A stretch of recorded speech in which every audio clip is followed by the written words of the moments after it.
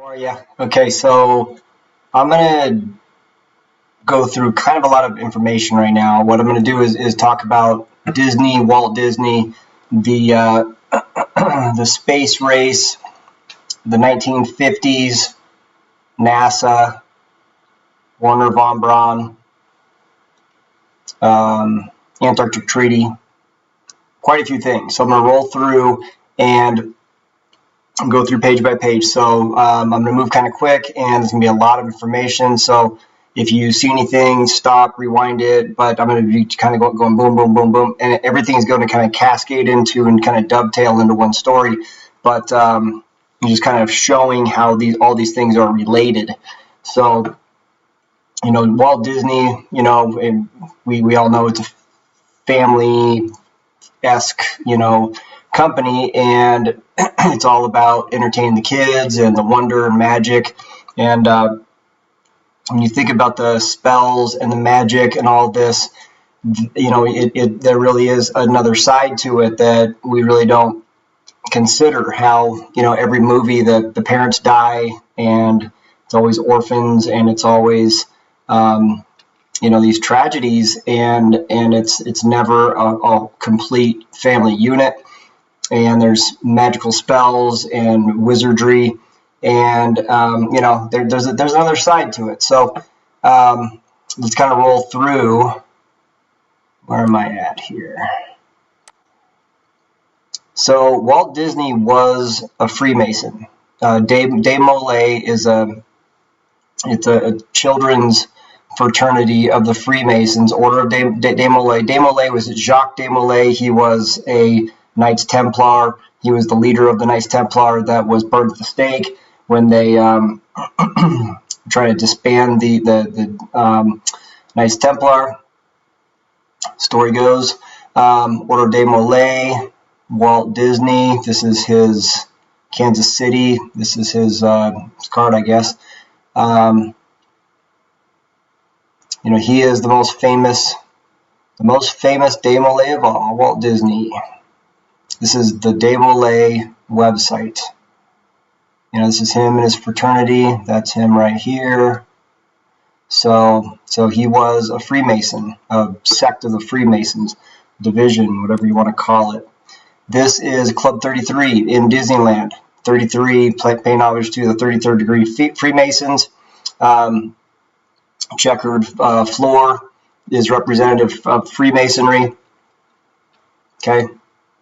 So let's just start with that premise.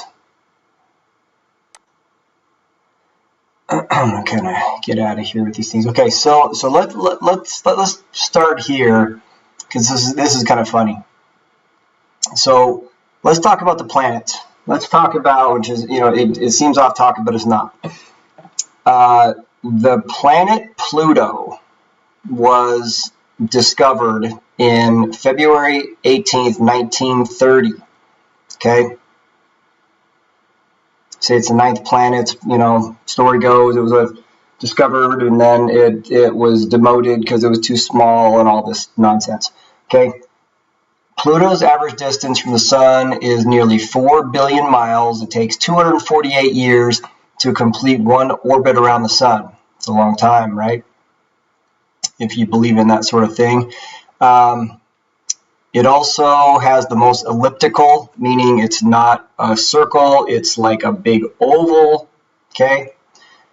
Tilted orbit of any planet, and at its closest point to the sun, it passes inside the orbit of Neptune, the 8th planet, okay? So it's doing a big oval, and it's crossing inside Neptune's orbit. And if you can imagine orbital dynamics and gravitational forces and all of these magical things that that we're told to believe, wouldn't this tiny planet be gravitationally pulled towards Neptune, especially when it's going through the the same path? It's not going to be affected by Neptune at all when it gets so close to it. And just coming by, it would have a shift, and then it would get pulled out of its orbit, and it would be gone. So it's nonsense, complete nonsense. So anyways, The premise of this really is that it was discovered February of 1930. Okay. Back to Disney. Disney the dog was first appearance was July 1930. Okay, same year, a couple months apart. So we allegedly, or it comes out, we discovered a new planet. They called it Pluto. If you look at it, they say they named it Pluto after the Greek god. And then, within months, Disney comes out, and 1930 also, makes this new dog named Pluto. And if you look at the biography or whatever you want of Pluto and how he was named, they also say that he was named after a Greek god. And the people that were in the know in both of these situations both clearly say in documents that they've written and been interviewed that the dog, Disney did not name it after the planet, and vice versa. They were completely unrelated. Just a coincidence, okay? Just a coincidence, yeah. All right. Now, let's go to NASA, NASA's site. Here's Pluto. Let's look at these pictures of Pluto. It's just an amazing planet. Look at that. Look at that. This is taken from, I think, is the New Horizons, 2015. This is a real picture. Not. Okay. What a joke. Do you see anything here that is looking a little strange? Rough. Okay. Again, this is NASA. This is NASA's site. They're doing Pluto galleries. These are their pictures. Okay. Unbelievable. All right. So now there you go. So here's Pluto the dog on Pluto the planet. What do you know? So again, they were both discovered in 1930, and here we are, 2015. They come up with a CGI image that they made, because it's not a real photo, of this, alleged planet, this alleged rock in the outer space flying around, unimpeded by any gravitational forces of Neptune. It's still slowly over 248 years, billions of miles away from the sun, just does a perfect rotation, well, an elliptical rotation. So it does a big, perfect oval. So it speeds up and slows down in its orbit as the sun's traveling at 500,000 miles an hour, and this little rock is keeping up, and coincidentally, it looks exactly like Pluto the dog. So there you go. Okay. All right. So shenanigans in your face, in our face, mocking us like everybody's just too dumb to figure this stuff out, right? All right. So let's go back to Disney itself. This is, I think it's in Disneyland. I think it's when you go in there's that big room that does all the sketching, and you can sit and watch them kind of draw on the walls. It's, truth be told, I actually like Disneyland. I mean, it's cool to go there. I live close. I'm about an hour away from there, and I do enjoy it. And it's one of those guilty things that these guys are a bunch of, when it comes down to it, it's a bunch of wizards and very strange things they're doing, and really kind of helping to destroy the fabric of our culture. But I don't know. You go in Disneyland at nighttime and those lights are on, and I love the Pirates of the Caribbean. It takes you to another world. So I don't know. I guess it's a guilty pleasure or whatever. So look, the art of Disney. This is, you see what this is? 666. Disney in the name. 666. Some people say, oh, it's just, you're just looking too hard. Well, you're not. It's completely separated from the name. 666, the art of Disney. Okay, The Art of Disney. So there's that, just a little snippet. Okay, here is early 50s. Here's Walt Disney. Here is the Nazi Wernher von Braun, brought over after World War II. He's a Nazi scientist and the head of NASA. Okay, these guys were bros. Okay, here is 1955. What else happened in 1955? Disneyland opened. First opened ever in 1955. And they came out of Tomorrowland, which was a sales pitch for space. At that time, before this, little boys loved playing cowboys and Indians. And you know, that's what they did. And then entered Disney and started implementing these ideas of space travel and all this, and all of a sudden kids wanted to you know, put on a bubble over their head and be spaceman, and shifted the culture and the mentality of children and adults forever. Okay, this is Man on the Moon. This is 1955. It's a movie that they put out. It came out on networks. I think it was CBS. And let's watch this for a little bit, just for a sec. This is Walt, you know, intro. Studio technicians have prepared a factual picture of how the coming conquest of the moon will be accomplished. Here to tell you about it is director Ward Kimball. When we hear the exciting news of how the rocket scientists of today are preparing for tomorrow's trip to the moon, we must remember that such a trip has long been the dream of many men since history began.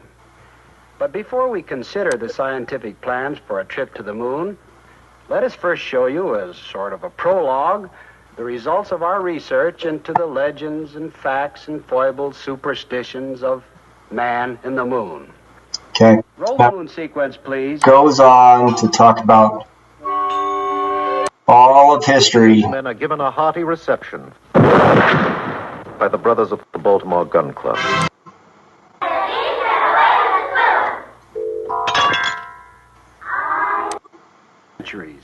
Today, with the help of modern telescopes and cameras, we are able to get a close-up view of the very unusual details on the moon's surface.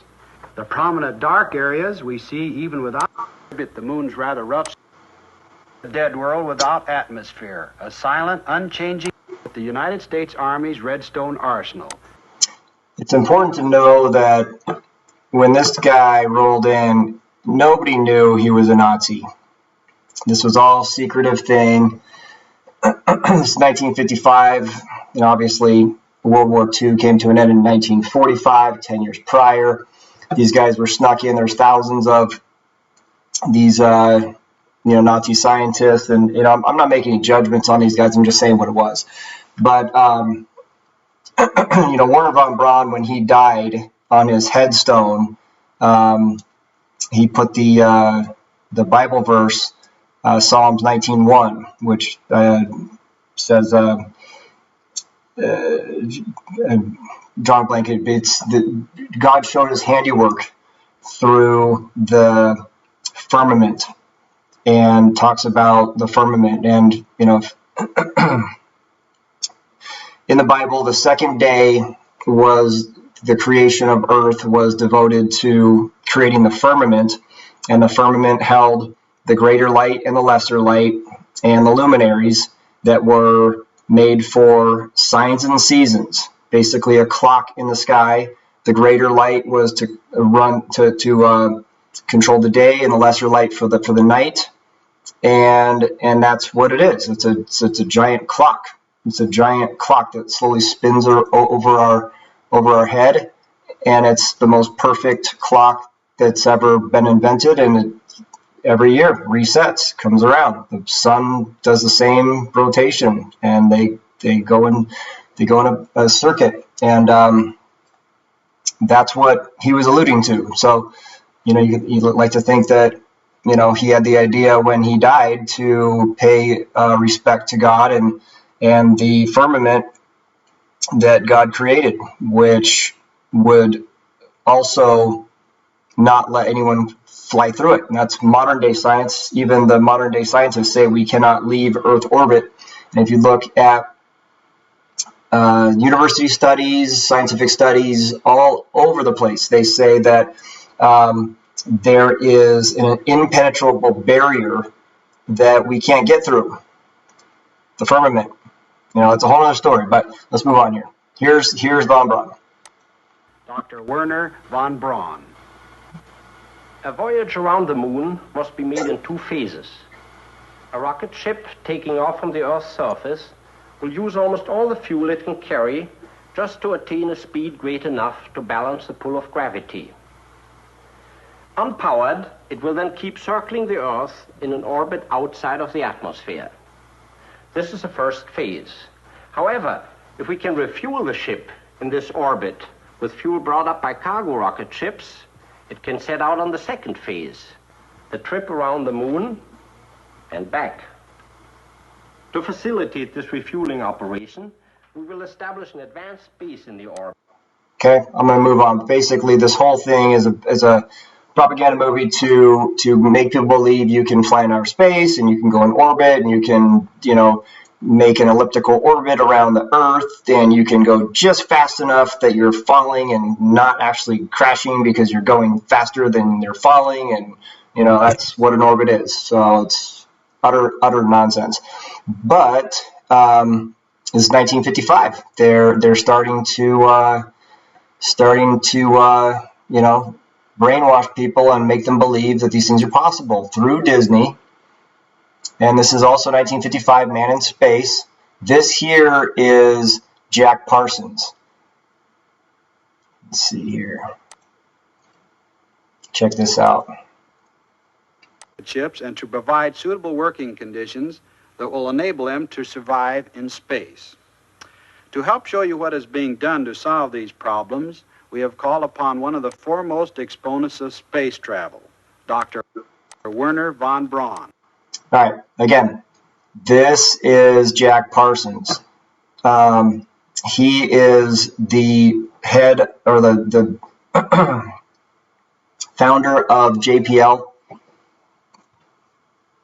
Jet Propulsion's laboratory, Jack Parsons Laboratory, but Jack Parsons started JPL, and he's a rocketeer, he's an occultist, and he's a trippy dude. So I'm not going to show you any more of this because I wanted to keep rolling here, but I want to show you this Jack Parsons,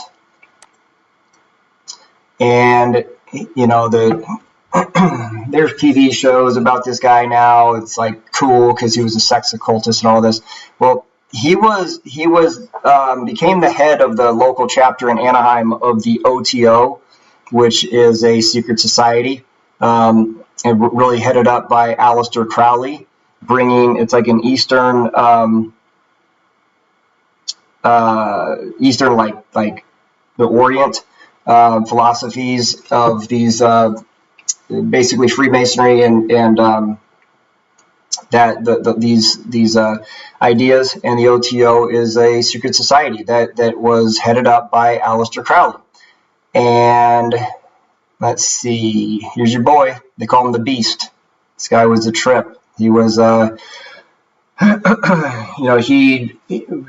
his book and his writings, he's caused a lot of problems. His motto was "Do what thou wilt." It's basically like no rules, no accountability, no morals. Go for it, and there is no accountability. And they were some trippy dudes. Jack Parsons was buddies with L. Ron Hubbard. They were like best friends. L. Ron Hubbard used to have sex with Jack Parsons. L. Ron Hubbard would have sex with Jack Parsons' wife in these sexual magic, black magic, cultic ceremonies, and they called it Babylon working. They were trying to incarnate a child, which was Satan himself. You can look that up. That's what they were doing.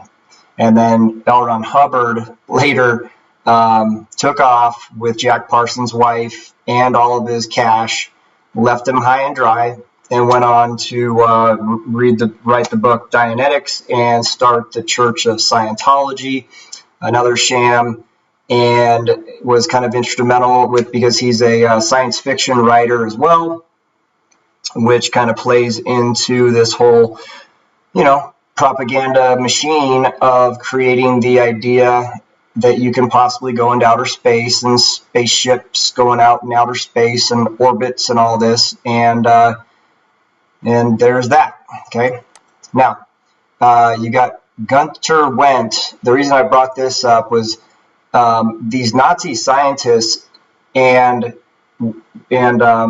Jack Parsons were really the head of this whole space program. And you can imagine if this whole thing went south, they can hang it on these guys, right? There's nobody credible. You got this wild, sex occult, rocketeer, OTO guy, and you have a bunch of Operation Paperclip Nazi scientists. So they were found out, anybody in charge can say, hey, these guys, these are bad dudes. So there you go. Anyways, there was a ton of these guys that were critical in all of this whole thing, but Gunther Wendt actually closed the door when Apollo 11, which is what allegedly took Neil Armstrong and Buzz and Michael Collins to the moon. This guy was the one that actually closed the door to the rocket. This is him right here. This is a picture of Apollo 11. These guys are boarding and can you imagine? Consider that. Really think about that. If this was real, we would have the first Americans, the first men to leave Earth and fly to the moon and land on the moon. And wouldn't you want an American just ceremonially, or just the ceremony of it, or just to close the door and close the hatch and send these guys off? Everything that we do, we pay respect in those types of situations.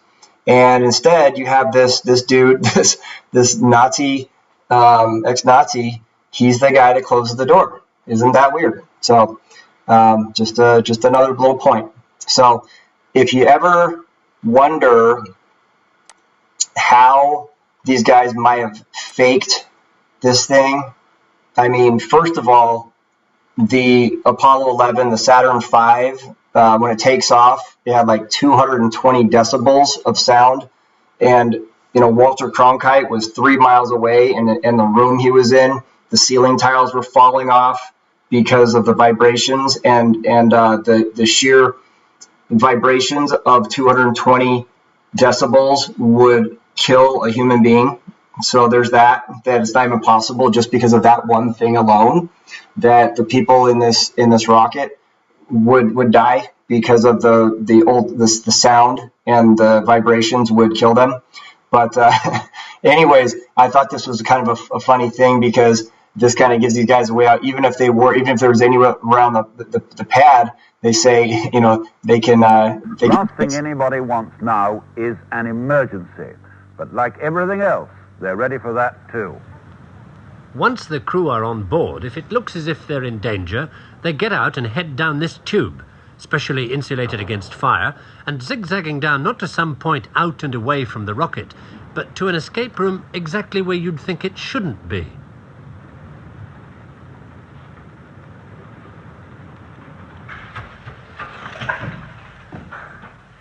Three and a half minutes after they get the warning in the capsule, the crew could be down here in the blast escape room via that 200-foot escape tube, 40 feet below the base of the rocket.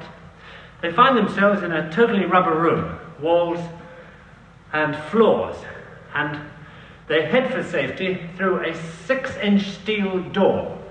Once they're behind that door, it doesn't matter what comes down this tube behind them.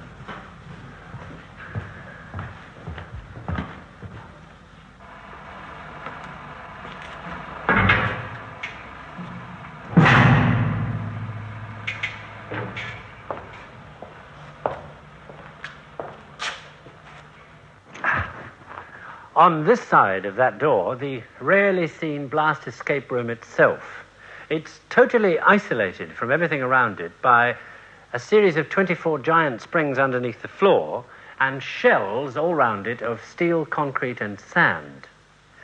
It contains enough food, water, and air for 20 people for up to 24 hours. And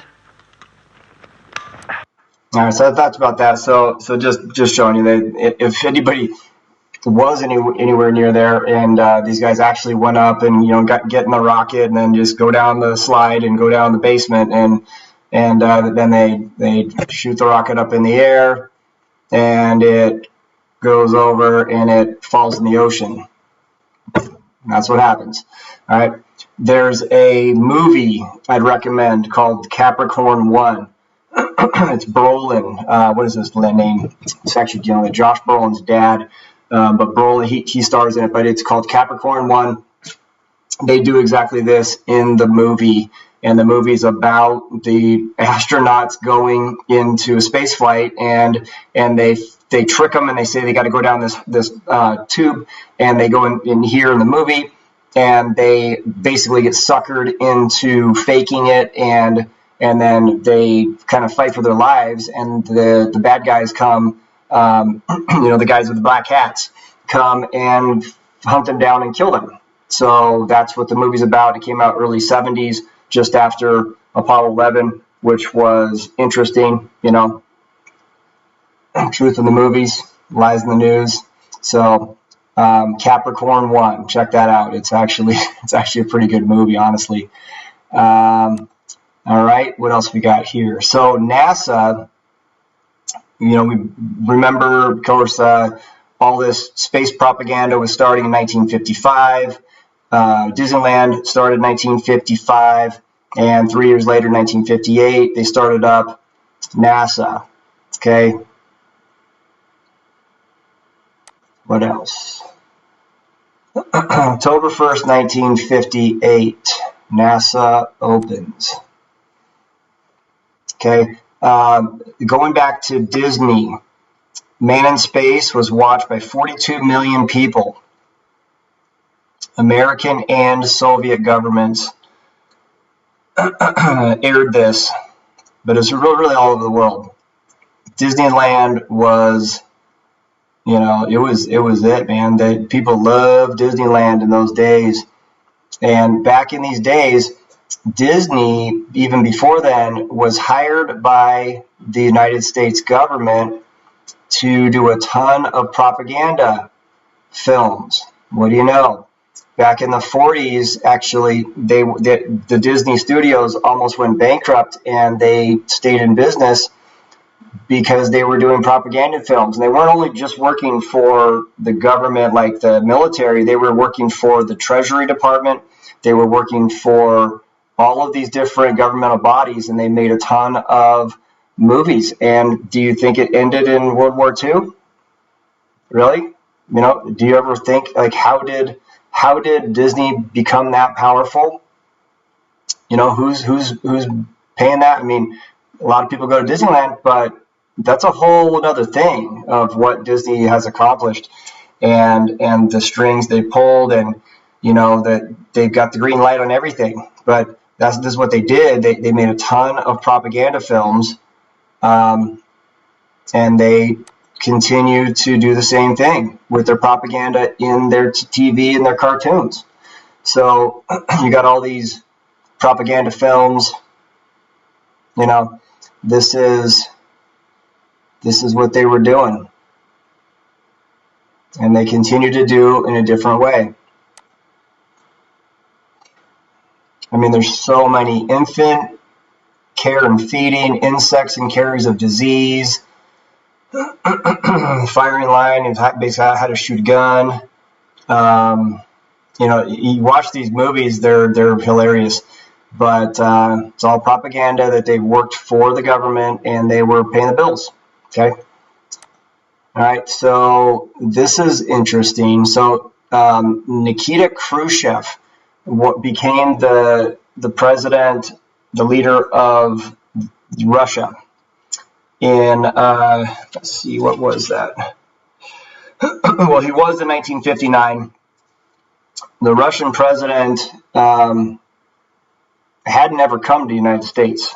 This is right in the middle of the Cold War, in the deep of the Cold War, and Khrushchev comes to the United States. And if you're not aware, the Cold War was nonsense. It was basically, nobody died. It was people were told that there was going to be a nuclear attack. Nuclear missiles and bombs are not real. That's proven by the Red Cross building. The Red Cross Hospital in Hiroshima survived within half a mile of the impact zone in Hiroshima. It's perfect. There were people in the building, and they all survived because it was carpet bombed. Look up the Hiroshima Red Cross Hospital and look at the footage. Look at the people. These military guys were on the ground the next day taking photographs, and they weren't too concerned about nuclear, meltdown, nuclear waste, and all this, and radioactivity and all that, because that's not how it works. Go on my page and look up the Nuclear Scare Scam by Galen Windsor. This guy was in the nuclear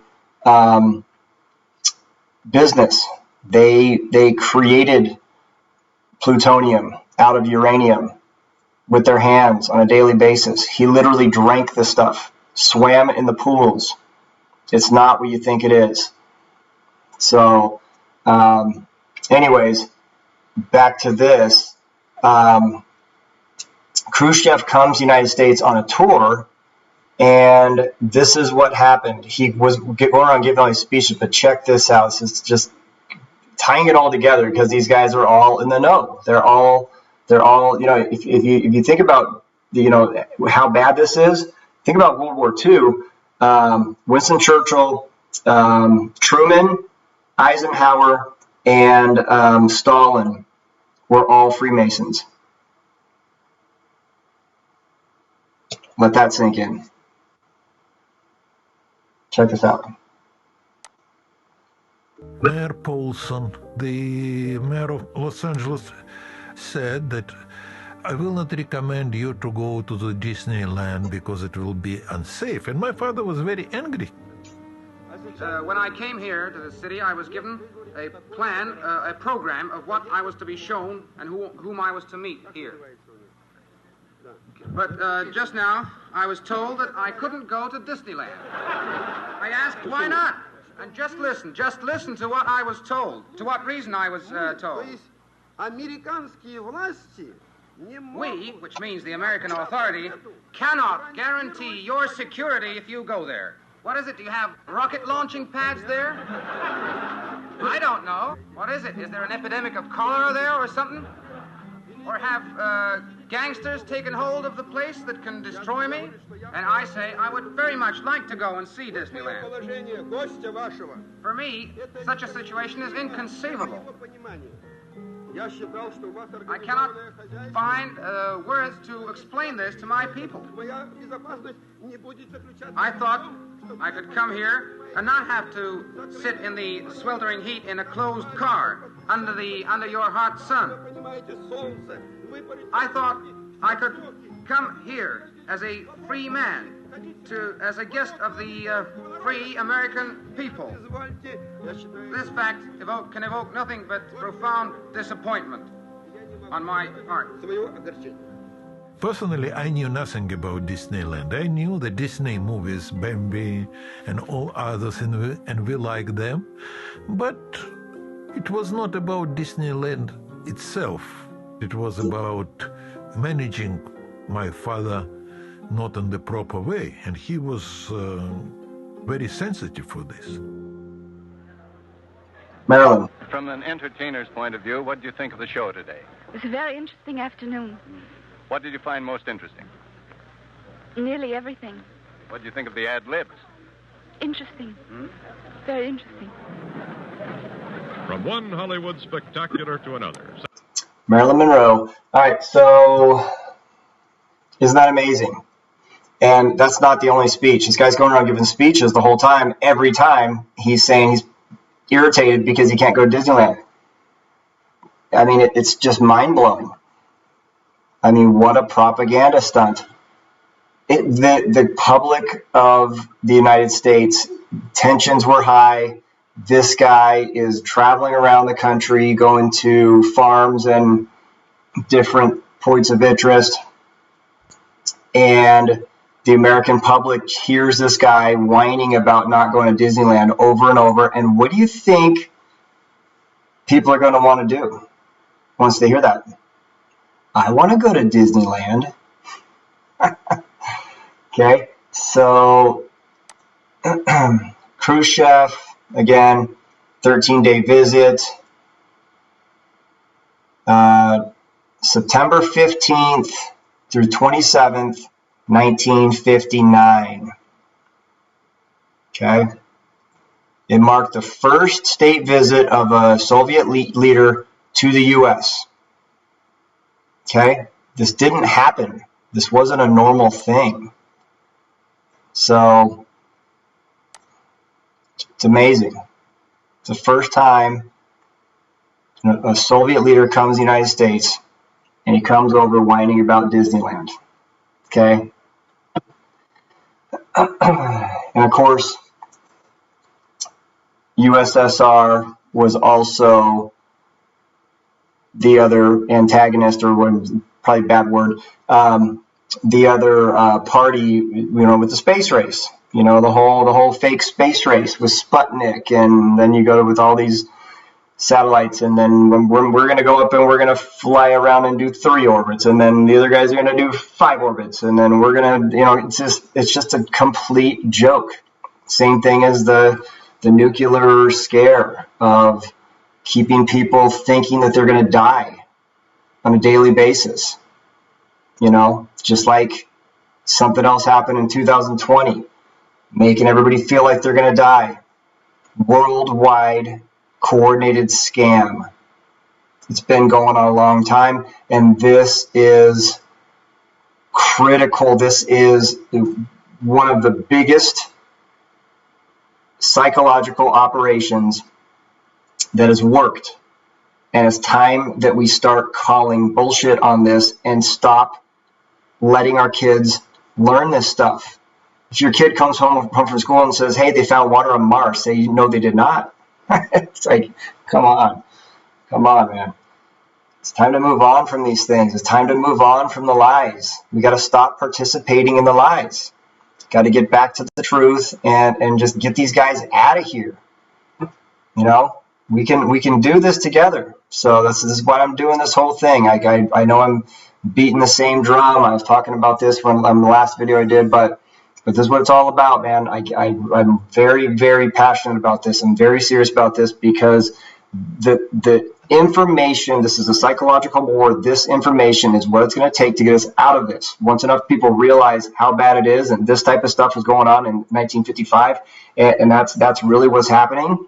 And this is like kind of the tip of the iceberg of what's all of the things. Is mind-blowing.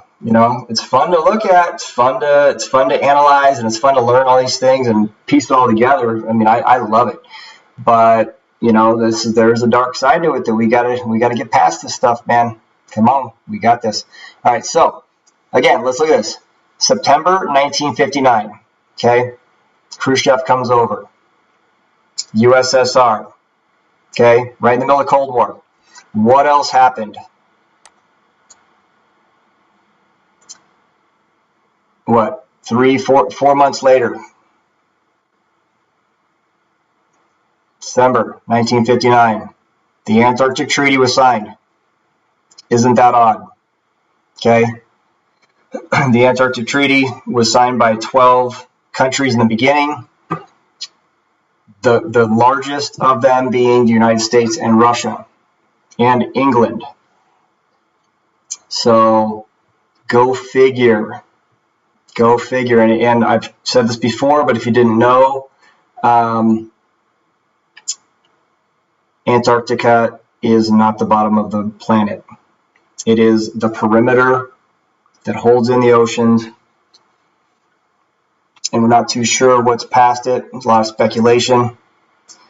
But You know, 1959, they come out. 1955, they start the space propaganda through Disney, and they start the space race and the brainwashing of space and all of the possibilities of all of that nonsense. And at the same time, you know, they come out and they start NASA, and then a year later, they sign the Antarctic Treaty because they discovered some things that they didn't want people to go down there, or go out there, I should say, go out there and discover. And it's been guarded ever since. So, and you know, I know anybody watching this, there's a lot of other things in the timeline. I really want to make a timeline video of everything going on in this era. One other thing was Operation Dominic and Operation Fishbowl, where they were doing high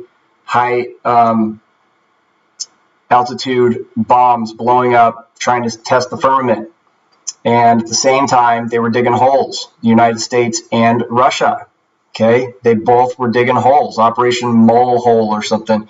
They dug a hole. The United States and the Russians dug a hole, and they accomplished getting 8 miles down, and that's it. So anybody tells you that they know it's in the center of the Earth and different layers of the crust and the magma and all that is an idiot, because nobody's been there and nobody knows. So, but isn't that weird that in the same time frame, they're digging holes, seeing how deep it goes, they're blowing up, seeing how high it goes, and they're making this treaty saying that you can't go around the perimeter, you can't go and test and discover, you know, to explore, see what's out there, and basically creating the idea, the illusion of a ball, so that we have nowhere to go. You know, it's a prison of our minds. It's a prison planet, basically, where there's nothing else to discover. You know, it's like 1997, the Truman Show. You know, there's nothing more to discover. It's all been discovered, you know. So anyways, I'm going to stop rambling. It's been a lot. I appreciate you watching this whole thing if you stuck it out. But it was kind of a lot. I just wanted to roll through all this because it all kind of dovetails together. And it's all the same thing. You know, sometimes it doesn't seem like it's the same thing, but it's all the same thing. These guys are all creating the illusion. So take care. I'm going to cut it off here, and I'll talk to you soon. Okay, bye.